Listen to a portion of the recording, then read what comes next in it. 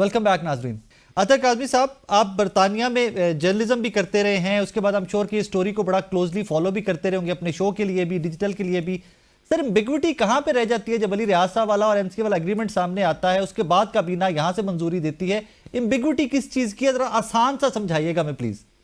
देखिए, एग्रीमेंट तो ऐसा सामने नहीं आया। जिस जजमेंट की आप बात कर रहे हैं वो लेडी जस्टिस डेविस की जजमेंट है, जिसमें जस्टिस स्नोडन ने भी वो कुछ हिस्सा उस पार्ट का लिखा। और वो जो जजमेंट है वो बुनियादी तौर पे मलिक रियाज साहब का जब वीजा कैंसिल किया गया था, 10 साल का मल्टीपल वीजा उनका और उनके साहिबजादे का, और उसके उसके अंदर कुछ रीजंस दिए गए थे। और उन रीजंस के अंदर एक रीजन ये भी था कि एनसीए ने आपकी ये सारी चीजें जब्त की और बाद में वो चीजें छोड़ी गई। और उनका फिर उन्होंने इस जजमेंट के अंदर जिक्र किया था कि आपका वीजा इसलिए कैंसिल किया गया था कि ये सारे मामला थे। और उसमें उन्होंने ये लिखा है कि आपका एक एग्रीमेंट हुआ एनसीए के साथ जिसके तहत आपने हुकूमत पाकिस्तान को जुर्माना अदा करना था।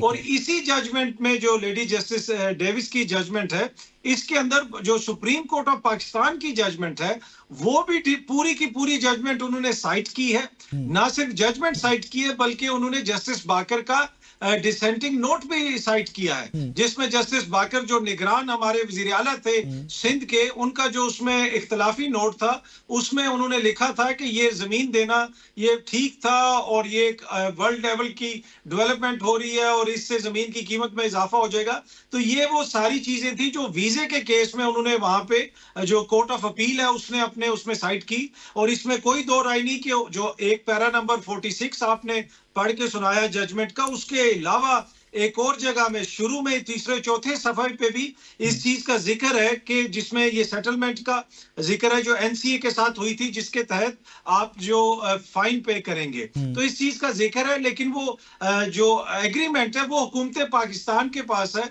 उन्होंने वो अदालत में भी पेश नहीं किया, जिस तरह साइफर के मुकदमे में भी मेन चीज पेश नहीं हुई थी। तो मेरे ख्याल में जो भी इसमें अगर कोई इबहाम है तो वो अगर अदालत के सामने हुकूमत पेश कर देगी तो वो इबहाम खत्म हो जाएगा। बाकी ये जो केस है ये एक सियासी नोयत का केस है, सियासी वजह से बना, और उसमें मलिक साहब के ऊपर भी इल्जाम लग रहे हैं, खान साहब के ऊपर भी इल्जाम लग रहे हैं। अब जब ये मामला आएगा आला अदलिया में फिर हम देखेंगे। अभी जो जजमेंट मैंने पढ़ी है नैब कोर्ट की, उसमें तो खुद लिखा हुआ है कि कुछ चीजें जो हैं वो अभी तक बरतानिया से नहीं आई।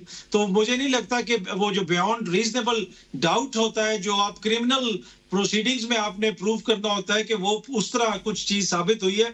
लेकिन मामला सब जुडिस है, देखते हैं आगे आला अदलिया इसके ऊपर क्या कहती है। सर, यहाँ पर मलिक साहब का नाम आया, बहुत सारे चैनल ने तो मलिक साहब का नाम भी चलाने से इनकार किया, टू टू ही होती रही है उसमें। तो अब देखिए, मलिक साहब का नाम आई डोंट नो लोग क्यों नहीं चलाते या क्यों चलाते हैं। मलिक साहब के ऊपर तो हुकूमत वाले बड़े दबाव डालते रहे कि आके इस केस में वो वादा माफ गवाह बने, इमरान खान साहब के खिलाफ गवाही दें। उन्होंने नहीं दी गवाही। लेकिन मलिक साहब को अगर कोई असल इशू है इस केस में, वो 190 मिलियन जो पाउंड है वो तो मलिक साहब का है। अगर वो खुदा ना खास्ता चोरी का है तो फिर तो मलिक साहब को हुकूमत परसू करे, उनके लिए जो एक्स्ट्राडाइट करने के लिए कोई रेड वारंट वगैरह निकलवाए, उस तरफ तो कोई बात ही नहीं हो रही। और ये जो पैसा आया था, अगर आप यही लेडी जस्टिस डेविस की पूरी पढ़े जजमेंट, इसके अंदर लिखा हुआ है कि वो अली रियाज मलिक साहब की एहलिया के अकाउंट में पैसा यूएई से आया था, जहां से ये सारा मामला शुरू हुआ था। तो पाकिस्तान से तो किसी भी मौके पे पैसा नहीं आया, लेकिन उसमें कुछ डीलिंग्स ऐसी थी जिसके हवाले से बरतानिया की हाई कोर्ट ने भी कहा है कि हमें लगता है कि कुछ मामलात में गड़बड़ है, फाइनेंशियल गड़बड़ है, जिसकी वजह से उन्होंने फिर वो जो फैसला था उनके वीजे के कैंसिल होने का उसको बरकरार रखा। आज सर मेरी इस शो की प्रेपरेशन में कुछ लोगों से बात हुई जो बड़ा मेनली इन्वॉल्व थे इस सारे कैबिनेट के इस सारे फैसले के अंदर। तो वो कहते हैं कि यार अगर हम इसको टेकअप करते, क्लेम करते आज स्टेट ऑफ पाकिस्तान या गवर्नमेंट ऑफ पाकिस्तान, तो हमें बरतानिया में केस लड़ना पड़ना था। और उससे पहले इतने केसेस हम लड़ चुके थे और इतना पैसा जाया हो चुका था, हमें कोई पता नहीं था कि कब तक ये पैसा पाकिस्तान वापस आएगा भी या नहीं आएगा, क्योंकि हमारे पास कोई भी ऐसे शवाहिद नहीं थे जहां पर हम ये साबित करते कि पैसा पाकिस्तान से कब कब फ्लाई आउट किया है, कैसे गया है और कहां कहां पर मनी लॉन्ड्रिंग हुई है। हमारे पास कोई शवाहिद मौजूद नहीं थे। So that was the reason कि हमने एग्रीमेंट को सेकंड किया, जो एग्रीमेंट हुआ था एनसीए का और अली रियाज का, हमने उसको सेकंड किया कि पैसा तो पाकिस्तान आए किसी तरह से। ये बड़े एक माकूल सा रीजन है, इसलिए कि जिस तरह अभी मैंने जजमेंट का जिक्र भी किया कोर्ट ऑफ अपील का, बर्तानिया का सिविल डिवीजन का, उसके अंदर भी जो पैसे का जिक्र है वो यूएई से आया हुआ है। अब आपने उसको कैसे साबित करना है वो बड़ा मुश्किल होता है। और दूसरा, इस जजमेंट से तो बिल्कुल वाज़ेह है कि कोई एग्रीमेंट हुआ था अली रियाज मलिक साहब के दरमियान और एनसीए के दरमियान, जिसके तहत उन्होंने सुप्रीम कोर्ट ऑफ पाकिस्तान को ये पैसे भेजने थे, और उसी एग्रीमेंट के तहत फिर पैसे यहाँ पे आए। और वो मामला पहले तो नैब ने गालिबन बंद भी कर दिया था, लेकिन अब दोबारा फिर वो मामला खोला गया। काजी साहब ने भी उसके ऊपर किसी और केस के दौरान इस मामले को उठा लिया। तो इसमें आपको हर सतह के ऊपर सियासत जो है मुलविस नजर आती है। अतर साहब, last question sir, I am sure कि आपका टाइम भी, आपके शो की अपनी भी प्रेपरेशन होती है। लास्ट क्वेश्चन, मुज़ाकरात सर एक तरफ चल रहे हैं, दूसरी जानिब आज हिंदिया ये भी दे दिया गया कि जुडिशल कमीशन तो गवर्नमेंट नहीं बनाने जा रही। मल्टीपल सोर्सेज ये कोट कर रहे हैं। तहरीक इंसाफ कहती है कि अगर जुडिशल कमीशन नहीं बनता तो मुज़ाकरात आगे नहीं चलेंगे। क्या सर रिलाय उस पे किया जाएगा, उन मुज़ाकरात पे जिनका आगाज पेशावर से हुआ, या गवर्नमेंट और अपोजिशन के मुज़ाकरात भी चलते रहे?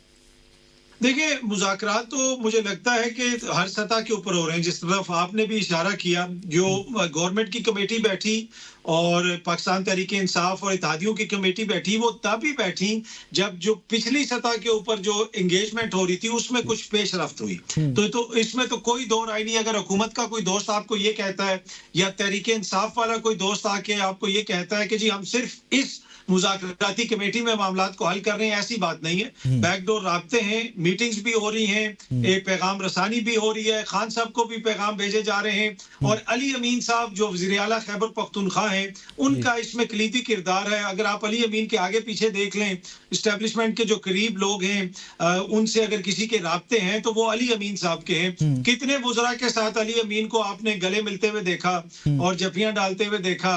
तो अगर वो किसी से गले मिलते हैं, जफियां डालते हैं और बाद में कहते हैं मुझे तो पता ही नहीं चला, वो मोहसिन नकवी साहब से मिलते हैं, तो अली अमीन जो है उनके जरिए बहुत कुछ हो रहा है। और मेरे ख्याल में शायद इसीलिए वो अभी तक खैबर पख्तूनख्वा के वज़ीर आला भी हैं, क्योंकि इमरान खान साहब को पता है कि उन्हीं के थ्रू हो रहा है।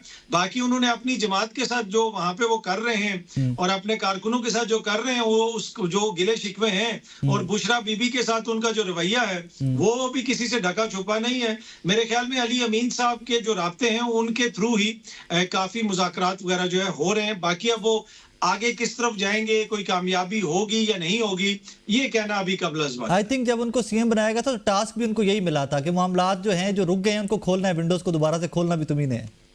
जी जी बिल्कुल। वो उन्होंने मुतअद्दिद मौकों के ऊपर खान साहब से जाके मुलाकात की, पैगामात भी भिजवाए, और जिसमें दोनों तरफ से पैगामात गए।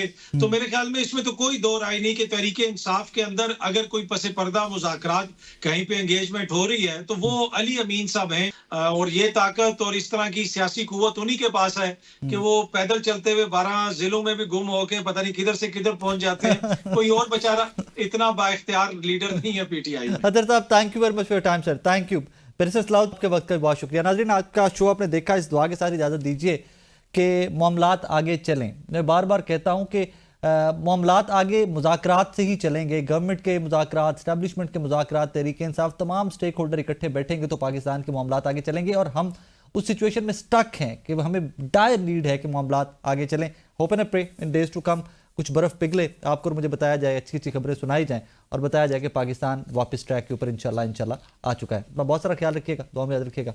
अल्लाह हाफिज़।